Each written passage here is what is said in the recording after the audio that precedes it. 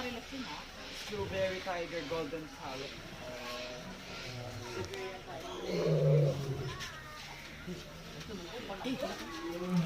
Lalaki. Pinataya. Dito. Nantok sila. Oh, si Tarzan lumaban sa ganyan. Dito tiger. Palabas lang.